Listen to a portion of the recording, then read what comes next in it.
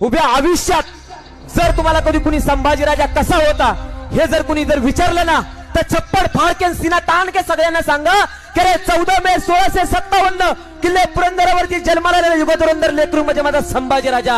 अरे जन्माला आल्यानंतरच आपल्या आईच्या दुधाला मुकलेलं तानं बाळ होता माझा संभाजीराजा. अरे जन्माला आल्यानंतरच वयाच्या दुसऱ्या वर्षी ज्याच्या आई देवाने हिसकून घेतली ना ते पोरगं होतं माझा संभाजीराजा. अरे वयाच्या 5व्या वर्षी आपल्या आजोबांना पहिल्यांदा आणि शेवटचं पाहणारं पोरगं होतं माझा संभाजीराजा.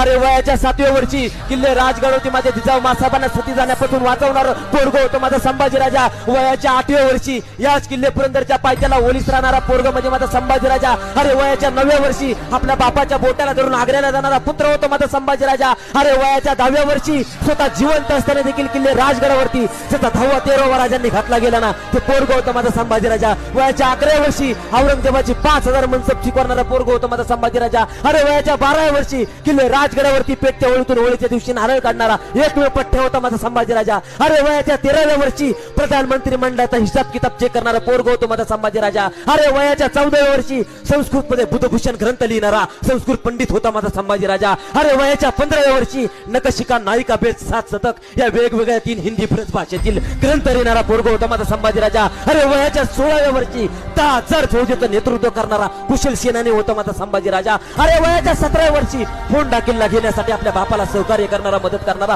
पोरगं होतं माझा संभाजीराजा. अरे वयाच्या 18व्या वर्षी शिवरायांच्या गादीचा पहिला युवराज म्हणजे माझा संभाजीराजा. आणि वयाच्या 19व्या वर्षी संत श्रेष्ठ जगद्गुरु तुकाराम महाराजांची आठवण अरे या देशाला राहावी म्हणून जगातली पहिली देहूपासून ते पंढरपूरहून आषाढी वारी सुरू करणारा पोरगं म्हणजे माझा संभाजीराजा.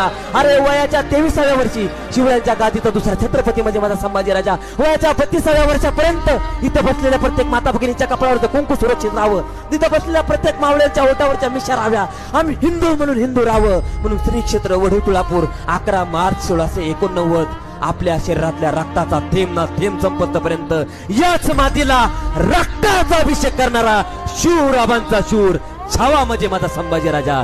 शूराबांचा शूर छावा म्हणजे संभाजीराजा.